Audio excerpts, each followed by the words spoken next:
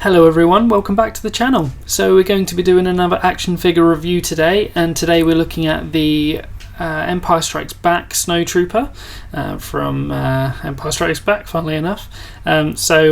We're going to jump into it. Do subscribe to the channel for more reviews and more similar content as this, and do like this video if you enjoy it. Now we're going to jump into it. So what are you going to get straight off the bat in the box? So this is the Kenner carded version, so you're not going to get anything in a box, but what you are going to get in the pack is the standard Stormtrooper blaster. Now it's one of the newer ones, so it does have the silver paint on there, but it's just the standard black mould. And like I say, it's just the standard one. It comes with all the Stormtroopers. It can slightly differ depending on the design of each trooper and the kind of the age of the figure, whether it's newer or one of the older ones. They do slightly differ, but just a standard blaster.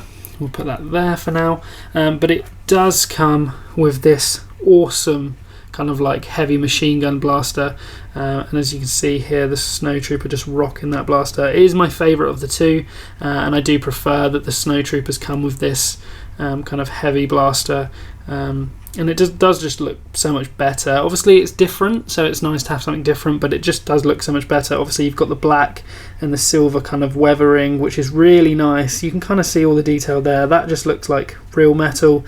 You can see all the little details, the weathering, you know, all the black and silver mixing together in the nooks and crannies just looks awesome.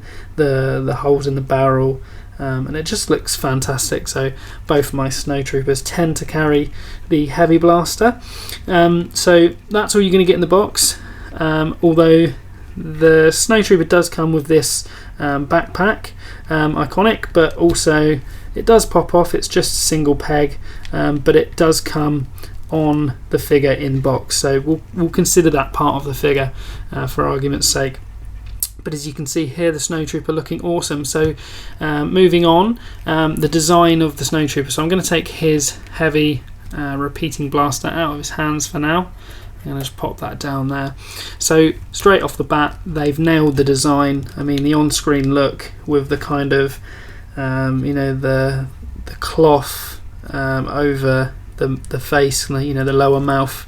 Now obviously this is just a rubber mould. It isn't actual cloth. Now that would have been nicer in my opinion, because, and we'll come on to this with articulation, it does you know, impact that and play a part. But obviously in terms of like, this is the mould of a figure, and you know, it's an action figure. You're not going to get everything you know, that you want. I just think that the fact that this is cloth in the movie, you know, in the movies, I do think that it would have been easier for them actually if they'd have just done you know, a cloth piece, and you know, looking at the coverage, it comes all the way around the back. It would have been a little bit nicer. But so in terms of the design though, it does look like the on-screen look of the Snowtrooper. They've captured the alternative kind of armor piecings brilliantly. I mean, you can see kind of like the chest panel, all of the details there, the paint application, fantastic. You know, the belt, the details here, and you know, like the armor all around the figure, just fantastic. The weathering, you know, the dirty snow boots just look fantastic as well. And again, like with the moulded cape, it would have been nice for a soft goods cape, but I'm okay with the moulded cape because, you know, it's a Snowtrooper. It's not the most mainstream of the figures. It is one of the more obscure ones that doesn't get much screen time. But you can see the discoloration of, you know, the cream kind of white fabric textured look of the rubber mould coming down to sort of like the darkened look, as if this has been getting dirty with his snow boots. And as you can kind of see from the snow boots, obviously they're meant to be kind of white originally. Also, just, you know, like most Stormtrooper outfits are just completely white, but this has got the kind of the weathering and the dirt. You can see that looks really nice. So they've really captured the look. The design is perfect. You know, the pouches, the little back, you know, the little back back accessory there with the backpack as well. So in terms of the design, happy with that, and in terms of the paint applications on mine at least, very good. Now obviously a lot of it is just the white and cream mould, so it's printed in the same colour as plastic, but with the details here, that's normally the indicator of, is it good, is the details, are they on point?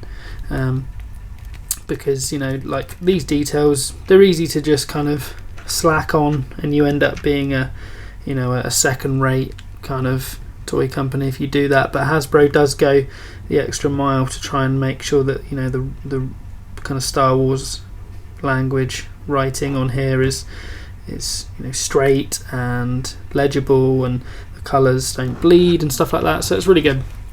In terms of articulation of the Snowtrooper, so the Snowtrooper is one of those ones where he is slightly hindered by his design, and that's kind of that's nobody's fault. It's kind of hindered by the fact that he has the long cape, but there's nothing you can do about that.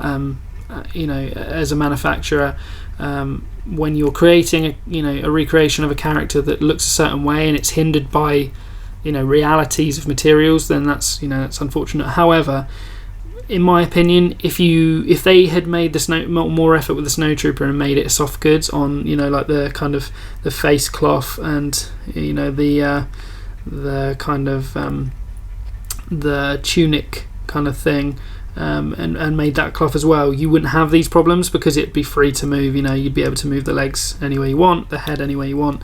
So to a degree I understand the move to do it this way, but I do think that they could have gone the extra mile, and this would have upgraded the figure to a much higher level than obviously unfortunately it currently sits in. So looking at the figure in terms of articulation, you get pretty good toe point all the way down,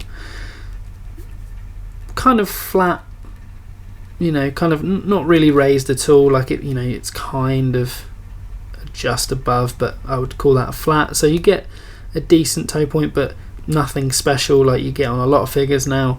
You normally, for the most part, obviously with things like Jedi and stuff like that, you get an unbelievable kind of like ballerina point, but even on some of the Stormtroopers you get like most of them you get a pretty legible point. So this is quite a bulky boot, so I think that's where that's the culprit there.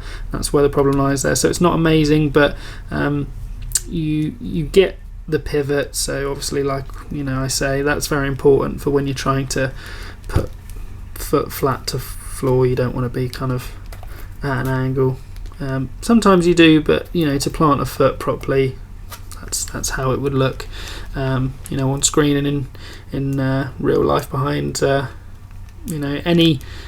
any kind of look. You want to have the possibility to have some realism.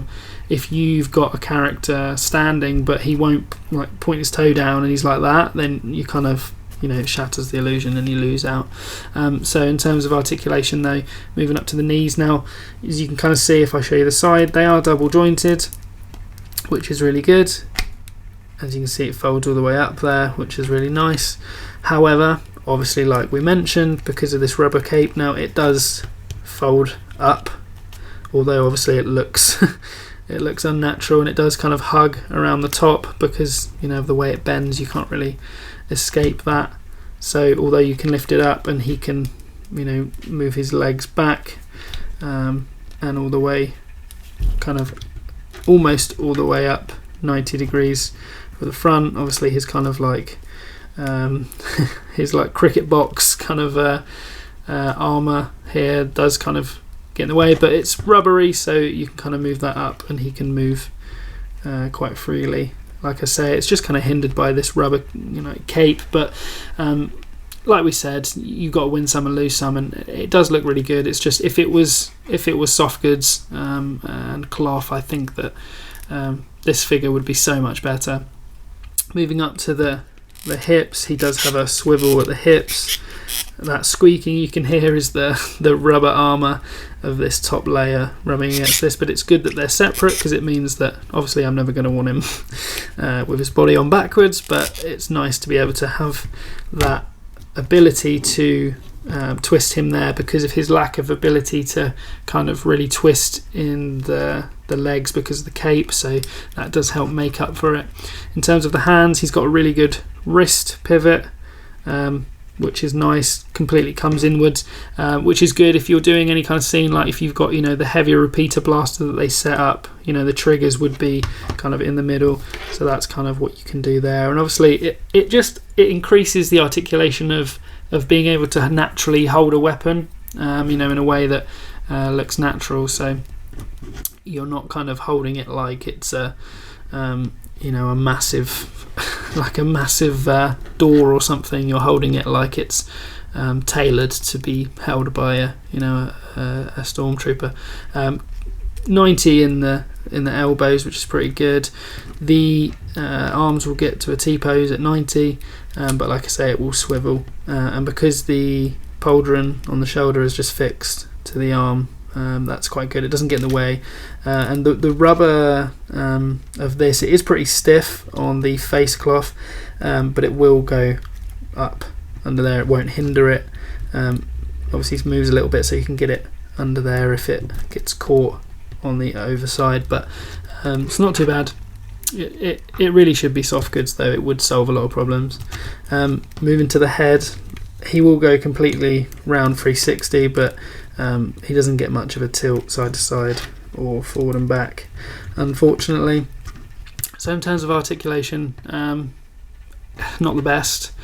Obviously it's kind of hindered by the design, because they've chosen, like I say, not to go with soft goods. In terms of versatility, you know, it's a Snowtrooper, iconic, looks awesome, but it is, you know, it is limited to any scene with snow or an ice planet of some sort or something like that. You could, you know, arguably do stuff with AT-ATs and, you know, on a starship waiting to go, you know, they're in transport to a planet, but you're kind of hindered by the fact that they're a specialist trooper, so, you know, they're not going to be in all battles or all scenes.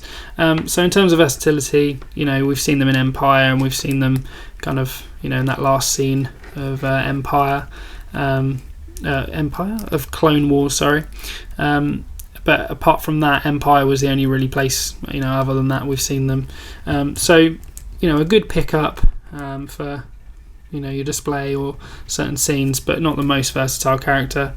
Again, because of that, kind of looking at the fact that the design is cool, but it is hindered by the fact that they've chosen certain materials.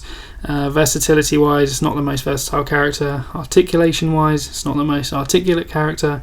Final thoughts on this: you do get, you know, the cool blaster, and it does look good, so it's got some good presence, and you can pose it up in you know, your sort of basic Stormtrooper forms, but not the most dynamic of figures. So I'm going to give this figure a 6, and I do think it's something that you should pick up at the right price. If, for example, you can get you know, a job lot of a squad, you know, 4 or something like that for a reduced price, then go ahead and go for it, or something like that. I've got 2 that I managed to get on a deal, so like I say, definitely something to get, but I wouldn't rate it up there as one of those you know, figures that you definitely want to have in the collection. I think if you've got, like me, if you've built a Hoth diorama, it's obviously an obvious pickup, but you know, not the most sought after figure for sure. So that's going to do it, guys. I hope you enjoyed this video. Do subscribe not to miss any content. Like this video if you enjoyed it. Throw a comment down below if you have anything that you want to add. I'll try and engage with you if I can. So I'm going to leave you with that, guys. Take care, and I'm going to see you in the next one.